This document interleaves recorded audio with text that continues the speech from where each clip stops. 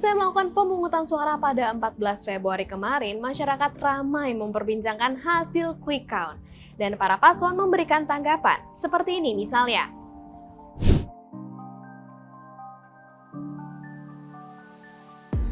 Selain hasil quick count, yang ramai diperbincangkan juga hasil Sirekap, yang pada prinsipnya KPU menyediakan aplikasi ini untuk memberikan data secara real count, yang harapannya bisa memberikan data lebih baik daripada hasil quick count yang disediakan oleh lembaga survei.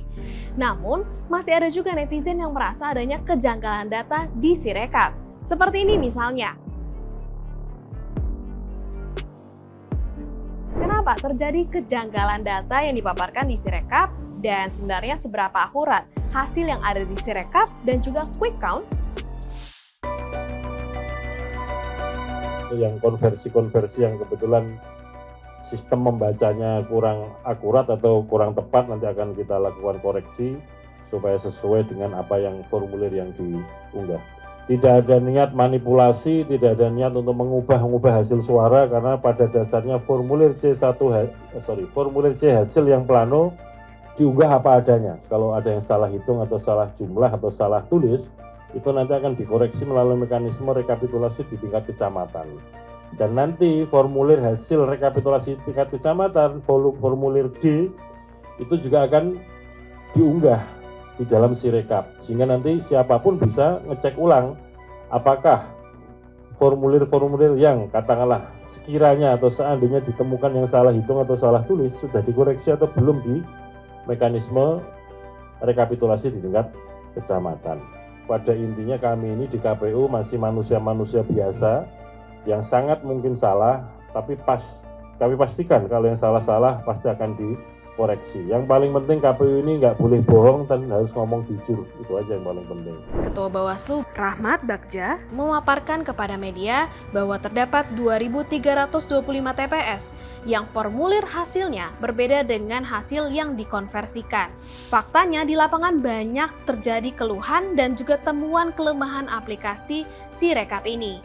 Bukan tidak mungkin ada pihak-pihak jahat yang menyedot data dan merekayasa data secara sistemis dari aplikasi tersebut. Kasus pada pemilu sebelumnya jangan sampai terulang. Saat itu terjadi kekacauan pada angka-angka real count KPU yang berupa tabulasi data nasional. Kekacauan tersebut jelas bakal meresahkan publik. Tabulasi data yang dimaksudkan untuk menyaingi hitungan cepat atau quick count oleh lembaga survei itu juga masih terhambat oleh keandalan perangkat lunak dan perangkat keras dari mesin OCR atau OMR yang dioperasikan di tingkat kecamatan. Selain penghitungan real count melalui situs Sirekap, apa saja persoalan penghitungan cepat di lapangan?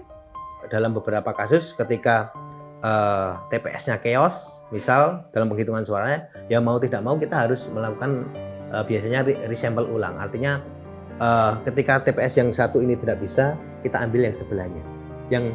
Yang kita asumsikan secara demografi, secara kultur, secara pilihan politik masih representatif. Hartanto juga menjelaskan bahwa dalam proses quick count yang dilakukan oleh lembaga survei yang sudah terdaftar ke KPU, mekanisme pengambilan sampel yang dilakukan yaitu dengan multi-stage random sampling yang memiliki margin of error atau batas kesalahan yaitu sekitar 2,83%. Misal suaranya 15%, ya batas ke atasnya tambahin 2,83, batas bawahnya dikurangi 2,83. Itu fair-fairan saja ya. Melihat grafis angka yang cukup gapnya begitu tinggi, nggak hanya dari Populi, saya juga melihat beberapa teman-teman yang melaksanakan penghitungan cepat juga, ternyata hasilnya juga mirip-mirip aja. Artinya udah di atas 55%, yang artinya memang sudah di atas 80% itu harusnya satu putaran.